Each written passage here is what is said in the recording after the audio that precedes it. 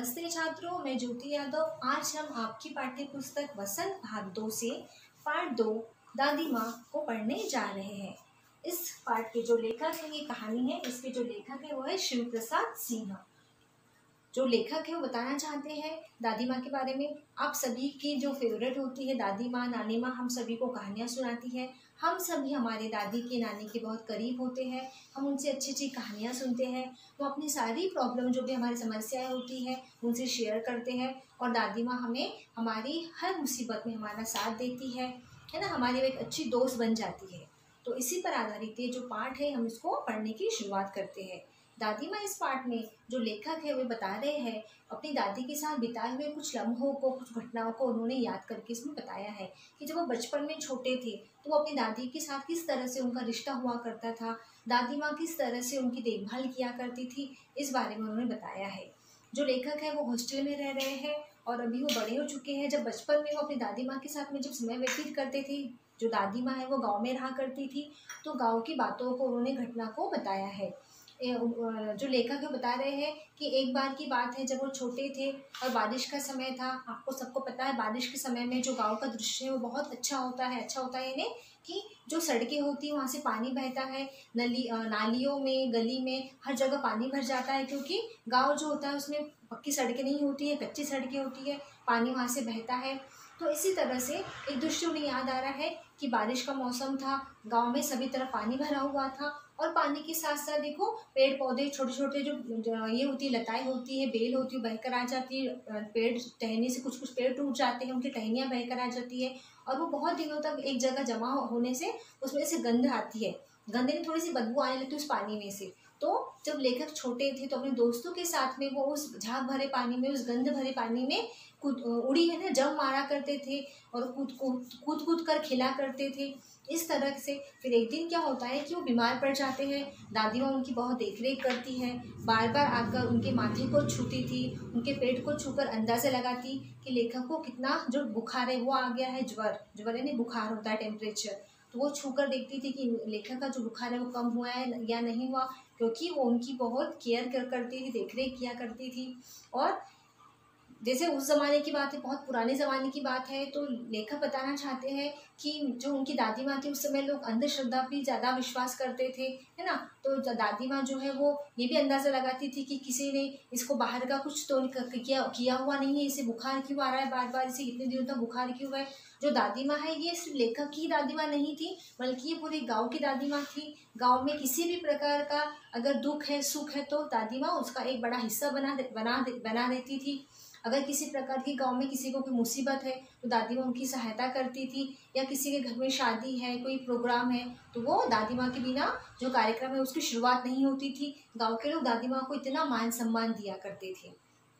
फिर एक और दृश्य है जो लेखक को याद आ रहा है कि एक बार लेखक अपने गांव में जो दादी माँ से बात करके बाहर निकल ही रहे थे, तो उतने में दादी माँ, उन्होंने देखा कि दादी माँ किसी को बहुत, रामे की चाची नाम की एक महिला थी, उसको बहुत डांट फटकार रही थी। तो लेखक 2 मिनट वहाँ पे रुककर सुनने लगे कि दादी माँ उन्हें क्यों डांट रही है। तो उस महिला ने दादी माँ से कुछ पैसे उधार लिए थे जो उन्होंने अब तक दादी माँ को नहीं चुकाए थे। तो दादी माँ कह रही थी, तुम मेरे पैसे कब लौटाओगी। देखो कुछ पैसे होते हैं जो लोग देते हैं, जो बाद में वो पैसों के साथ में उसका कुछ ब्याज होता है वो भी लेते हैं। तो दादी माँ उस पैसों के बारे में बात कर रही थी। तो जो रामी की चाची है वो अपने दादी माँ के पैरों में गिरकर उसे माफ़ी मांग रही थी कि दादी माँ, मैं आपके पैसे, मालकिन मैं आपके पैसे लौटा दूंगी, मेरे जो खेत में फसल हुई है वो बेचने के बाद जो मुझे पैसे मिलेंगे तो आपके पैसे लौटा दूंगी।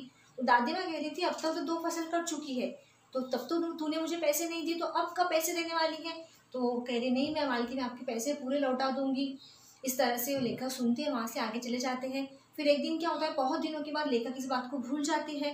फिर बहुत दिनों के बाद में रामी की चाची गांव के बाजार में किसे मिलती है, लेखक को मिलती है और लेखक से अपनी दादी माँ के बारे में बहुत तारीफ करती है। तो लेखक आश्चर्य करने लगते हैं और कहते हैं, अरे कुछ दिन पहले तो मेरी दादी तुम्हें बहुत डांट रही थी, बहुत बातें सुना रही थी, और तुम दादी माँ की इतनी तारीफ कर रही हो कि दादी माँ ममता की मूरत है, दादी माँ बहुत अच्छी है, वो देवता का रूप है, वो ऐसी है वैसी है, अभी तुम इतनी तारीफ क्यों कर रही हो। तो रामी की चाची बताती है लेखक को उनकी दादी माँ के बारे में कि अरे तुम्हारी दादी माँ सच में बहुत अच्छी, वो मालकिन है, वो देवता का रूप है, वो तो मेरे घर आई थी। रामी की चाची जो है उनकी बेटी की शादी थी, तो मेरे घर आई, मुझसे बहुत प्यार से बातें करी और जो मैंने पैसे उनसे लिए थे वो सारे पैसे उसने चुकता कर दी। बोला कि ठीक है रहने दे, जितने पैसे हैं उतने अब भूल जाओ उसे, ब्याज भी मत दे मुझे और जो मेरे पैसे हैं वो भी मत देना।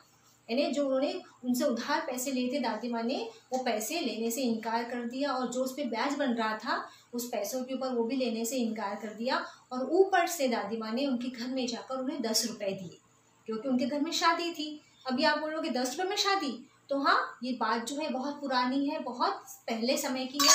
तो उस समय जो 10 रुपये है वो भी बहुत काम में आया करते थे शादी के लिए। तो क्योंकि लोगों की जो पेमेंट होती है वही 20 रुपये 30 रुपये हुआ करती थी और लोग अपना पूरा घर चलाया करते थे।